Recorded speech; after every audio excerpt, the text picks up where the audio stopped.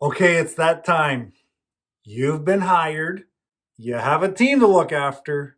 It's time to call that first team meeting. Thank you for checking out my channel, Leadership with Mike. On this channel, I help managers become leaders, and I do that with no nonsense sense, assuming that makes sense. You have your first team meeting with your brand new team. What do we do? Okay, let's be honest. First, you're going to crap your pants. Second, you're going to feel sick. Let's get that over with, out of the way. Assume it's coming, but we got to move on. This is your plan. Let's look at what the intent of this meeting should be. It's not to come in and give a grand vision. In the next 9 months, I'm going to do this and I'm going to change that. Oh my word. That is going to basically kill your opportunity to do what I need you to do. Take this moment and build trust. Don't share your grand vision. This is your opportunity to build trust. How do you do that? You're going to show that you're worthy of trust.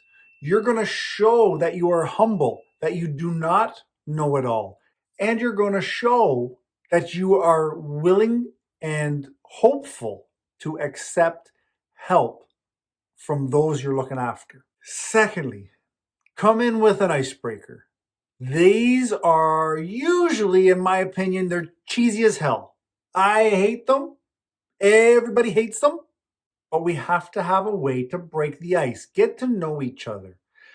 That said, take notes, because when somebody has something to say, when they say their favorite food or their favorite hobby, just take notes. This is something that you may be able to use in the future, not as a manipulation, but as a chip to cash in. Listen, the more you know about people, the more you can play this game of life, because it's give and take. So just gather as much information with the assumption that it will be used for the most positive of ideas. Here's another thing that I would do while we are breaking the ice. I try to talk to my supervisor, my colleagues in the leadership role, and try to get a sense of who is who.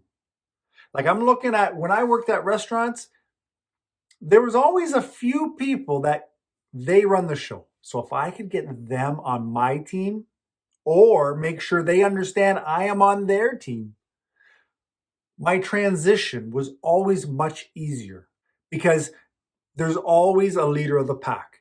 So when the leader of the pack says, yeah, this guy's a good guy, then everybody will have an easier time falling in line, so to speak. But if that person doesn't like you, or you haven't shown the respect, it's going to be an uphill battle. Can it be won? Absolutely. We're not a bunch of losers here. But let's make life easier. Look for the people that you need to connect with in terms of the staff you're going to be looking after. And then look for ways to incorporate them into the icebreaker. Don't single them out, but just keep them in mind when you do things. Don't ask them for permission, but try to get their buy-in. The next thing you're going to do at this team meeting, the first one, share. One, share your experience. This isn't just to be bragging about your resume and how you did this, that, and the other thing, but it does help people understand where your ideas come from. But on top of that, share some personal things, some mishaps, share some hobbies. I like to go fishing. You will not find me in the summer if I'm not on a boat. There's a slim chance you find me anywhere. If you're talking to me, I love my kids. My kids drive me, but they drive me bananas. These are things that you can share. Maybe you get a chuckle out of people, but let them see you as human. Oddly enough, because you are. You're not a hero. You're a human. Okay? You also want to make sure that your new team understands you are in a phase of learning. You're not here to just start changing everything. You want to learn. Why do we do this? How do we do that?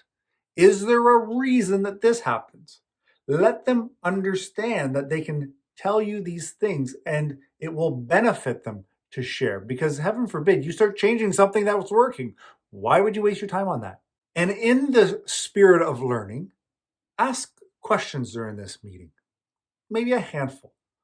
Ask them what's working. What's one thing you want me as the new team lead to leave it alone? Don't touch it. Like when I worked at the airport, anybody came in, do not touch my schedule. I worked for 5 days and I was off for 5 days. Come on, amazing. Anybody that thought they were coming in to touch that, all the employees, okay, we wouldn't physically hurt them, but no, it's non-negotiable. Follow that up by, what is something that really needs to change here that maybe we haven't done? Nobody's wanted to back this idea. What's something that's just not working and we need to fix? Get into asking, what's the best thing about working here? What's the worst thing about working here? Just to get a sense of what's really happening in the workplace that you're now jumping into. Maybe you've been promoted from inside, so you might already have some of these ideas, but hear it. Make sure everybody, take notes. Make sure everybody knows that you're actively listening. You're taking notes, because this is where you're going to get your actions for your future meetings, your future endeavors within the company. This is your action plan. People are going to give it to you. You don't have to come up with all these new rules and stuff. Just get a sense of what's working and what's not working. Don't say, my door is always open, feel free to come and see me. Because now you're putting the onus on your new team who knows, minimal about you, and you want them to come to you to do what? Instead, make sure everybody knows, one, thanks for hearing me out. Thanks for having this chat. I appreciate learning. What I intend to do is have one-on-one talks or meetings with each and every one of you over the coming weeks. And I'm hopeful that I can get an insight as to how we operate, where we have issues or gaps, and what I can do to help you succeed. That is a much more personal approach with a timeline, as opposed to my door is always open. Anybody says my door is always open, I've never, not once, thought, oh, seems like a nice guy, I'll probably go talk with him. No. If I'm losing my mind, I'm going to come in, but that my door is always open is it's bullshit. It's usually bullshit. Instead, make sure that you're gonna schedule one-on-one. You just want to have a coffee with somebody and figure out what is working, what is not. Get a bunch of different perspectives.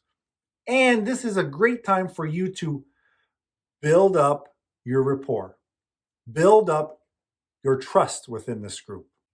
There's a lot of things you could talk about that you want to talk about. I'm not sure that your first meeting is where it should happen.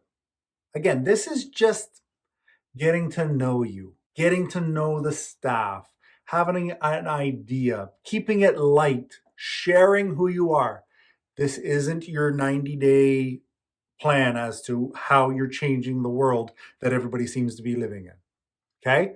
Keep it light, keep it informative, take notes. I'm going to grab my coffee. See you in the next video. Ciao.